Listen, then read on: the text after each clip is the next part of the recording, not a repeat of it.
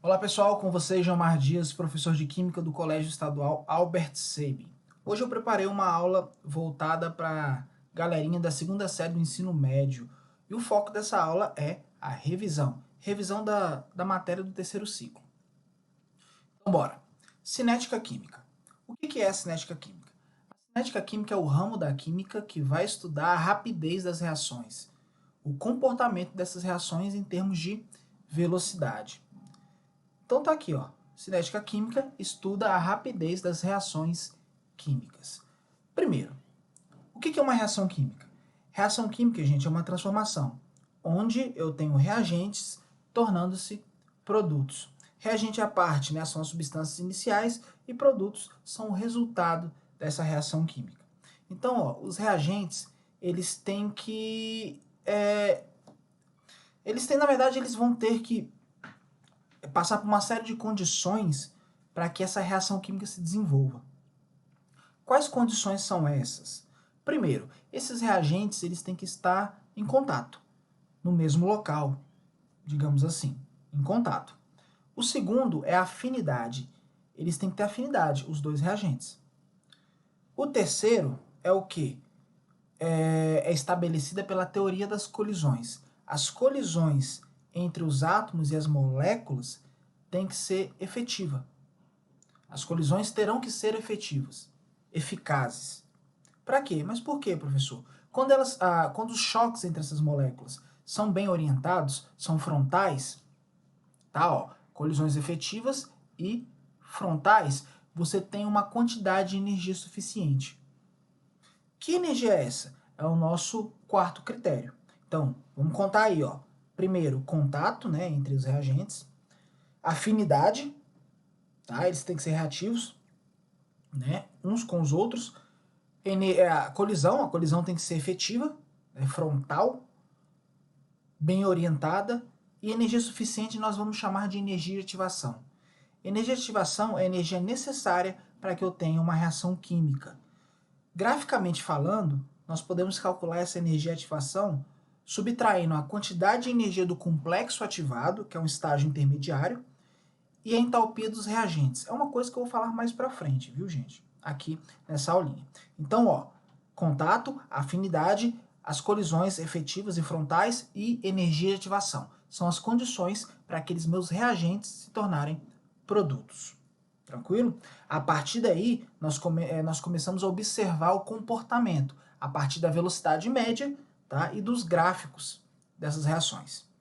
Então, ó, quando essa reação química está acontecendo, ela pode ser influenciada por alguns fatores. Que fatores são esses?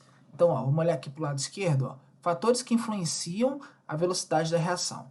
Aqui, ó, tem 5, só que a gente pode trabalhar esses 4 primeiros aqui. Ó. O primeiro deles, superfície de contato. Quanto maior a superfície de contato, maior a velocidade da minha reação. Um exemplo disso é um comprimido efervescente, sorrisal ou vitamina C. Se você jogar ele na água, ele vai efervescer num certo tempo, uma certa velocidade. Se você quebrá-lo, maçarocá-lo, ele vai funcionar, né? Ele vai efervescer numa velocidade muito maior. Por quê? Você aumentou essa superfície de contato. Você atribuiu mais espaço, né, para os choques entre as moléculas e os átomos ali naquela região. Então, se você tem mais colisões, automaticamente sua velocidade é maior. Tranquilo? Um outro fator é a concentração. É meio óbvio, né, gente? Se eu tiver num local, né, no mesmo local, eu tenho afinidade, eu tenho as colisões, significa dizer o seguinte: se eu tiver vários desses átomos e moléculas do mesmo jeito, automaticamente a velocidade da minha reação vai ser muito maior. É como se eu tivesse uma reação exotérmica, uma que libera calor, um combustível. Eu ateasse fogo uma certa quantidade, a velocidade funcionaria de um jeito. Mas se eu tivesse uma quantidade de combustível muito maior, você não concorda que a explosão ia ser muito maior e muito mais rápida? Então, quanto maior a concentração dos meus reagentes, maior será a velocidade dessa reação. Um outro fator também muito interessante é a temperatura. A temperatura tem a ver com o quê? O grau de agitação das partículas, tá? o grau de agitação dos átomos e as moléculas nos estados físicos.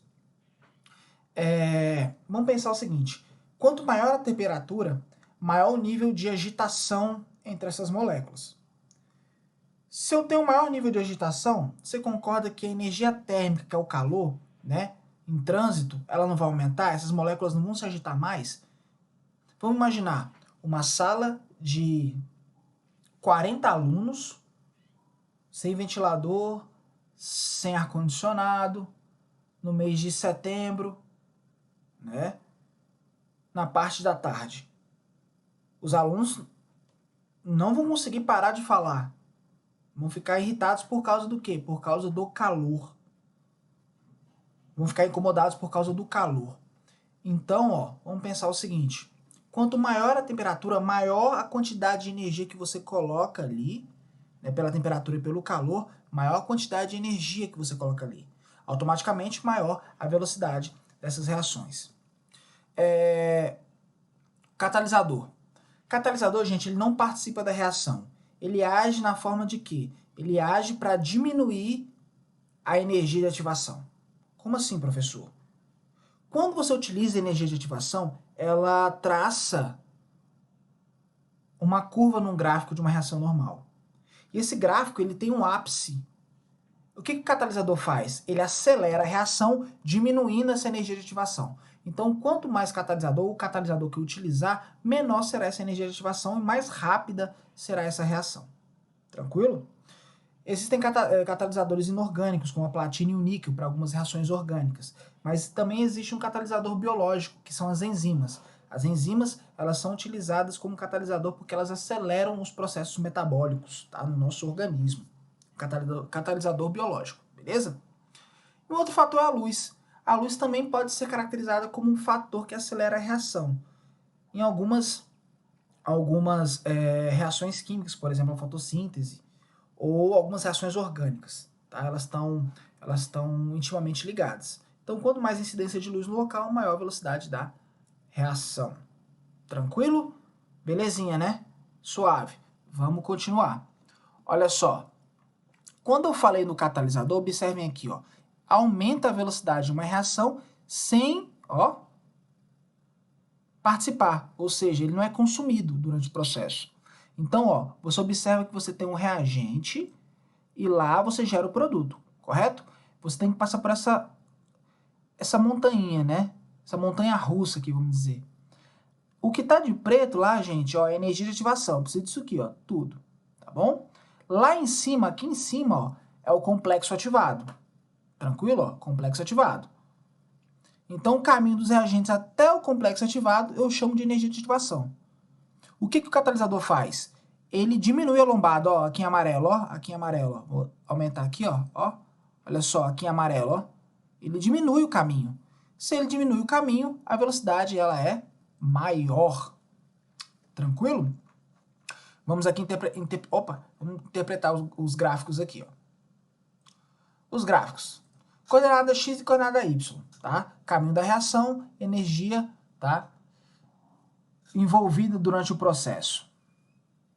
Então, os reagentes convertem-se em produtos. E o caminho é energia de ativação, tá? Quanto mais energia, maior a probabilidade dessa reação acontecer numa velocidade maior. Só que a gente não pode descartar durante o processo o estudo do quê? Das reações exotérmicas e das reações endotérmicas. O que é isso, professor? Reação exotérmica é aquela que libera energia na forma de calor. Endotérmica absorve energia na forma de calor. Elas têm um padrão, tá, de comportamento. Observe, a exotérmica, os reagentes são maiores do que na endotérmica, que são menores. Esse é o padrão, é o comportamento dessas reações. Então, é fácil a gente trabalhar a velocidade nesses gráficos porque é energia térmica, né? E a energia térmica está envolvida diretamente nos processos reacionais, né? Como um motivador. Vamos pensar assim, tá? Então, geralmente quando a gente trabalha essas reações, logicamente a gente pode atribuir esses conceitos, tá? Que vão influenciar na velocidade e principalmente a ação do catalisador. Lembrando que, a diferença entre o produto e o reagente, essa diferençazinha aqui, Variação de entalpia nós já estudamos, ó. Tá vendo? Variação de entalpia nós já estudamos. E agora vamos para a parte do cálculo, né, moçada? Uma fórmula que a gente utiliza. Velocidade média é parecida com a fórmula da física, só que ela leva em consideração não o deslocamento do espaço, mas sim a variação de quem participa, dos reagentes ou produtos. Então ela pode, aqui nessa parte de cima do numerador, você pode colocar a concentração molar, ou a massa, ou o volume, ou o número de mols do seu reagente ou produto sobre o tempo que essa reação aconteceu, tá? A variação do tempo. Muita atenção nas unidades, viu, gente? Os exercícios gostam de brincar bastante com essas unidades. Eles colocam unidades trocadas. Eles gostam de fazer muito isso com o tempo.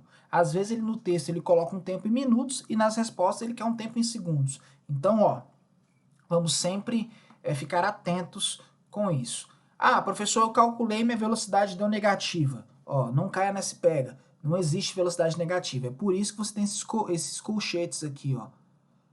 Tá em módulo, tá, gente? Em módulo, o resultado sempre está positivo. É simples, moçada. É só uma divisão normal, tá? A parte de cima pela parte de baixo. Tranquilão, né? Belezinha. E aqui é algo que ainda vou explicar para vocês. Então, só vou dar uma pincelada aqui rápida sobre a lei da velocidade de Gutenberg-Wage. Ela fala o seguinte, ela relaciona a rapidez de uma transformação química com as concentrações dos meus reagentes em quantidade de matéria, enquanto que a velocidade média é a razão da variação da concentração pelo tempo, é algo mais simples, vamos dizer assim, que você pode utilizar molaridade, né, concentração mol por litro, volume, massa ou número de mols. A lei da velocidade de Gutenberg-Wage, ela relaciona somente os reagentes e quantidade de matéria. Professor, então o que a gente precisa para poder entender basicamente essa lei da velocidade? Que ela vai levar em consideração o coeficiente estequiométrico das reações. As reações elas não vão ser desprezadas, você vai levar em consideração os coeficientes, que são os números de mol que aparecem aqui na frente. Ó, aqui é 1, aqui é 3, ó, 2 e assim por diante. E a partir desse entendimento, será possível você entender a ordem da reação. Então, ó, os reagentes, ó, você vai utilizar o quê? Os reagentes, né? Então, ó, o número 1 que está aqui, o número 3, correto? Reagente de primeira ordem, e aqui o 3, reagente de terceira ordem. Então, ó, você somando os dois, você tem o quê? A ordem global da reação. Para depois nós desenvolvermos o cálculo e usarmos a expressão de Gutenberg-Wage. Beleza? Então, ó, mais uma vez, muita atenção, tá? Ó, muita atenção, né? Principalmente no comportamento desses gráficos, tá? Lembrando, ó, vou até dar um zoom aqui, ó, no gráfico, esse aqui, ó, para mostrar para vocês, ó. Ficou um pouco desfocado, vamos diminuir um pouquinho. Ó, o comportamento dos reagentes, tá? E dos produtos. Obviamente, a quantidade de reagentes aqui tá baixa, né? Então essa reação ela é uma reação endotérmica. Olha lá, ó, ela precisa percorrer até chegar ao complexo ativado. Energia de ativação, ó. Para depois eu ter a formação dos produtos. Então, ó, para quem não pegou o conceito de complexo ativado, é um estágio intermediário, onde as ligações antigas elas são rompidas pela energia que está sendo envolvida e novas interações são formadas, novas ligações químicas são formadas. Então, sempre mantenha atenção, principalmente no desenvolvimento do texto, ok? E no mais, moçada, espero ter ajudado vocês. Cuidem-se, tá bom? E até a próxima. Fiquem com Deus e até mais.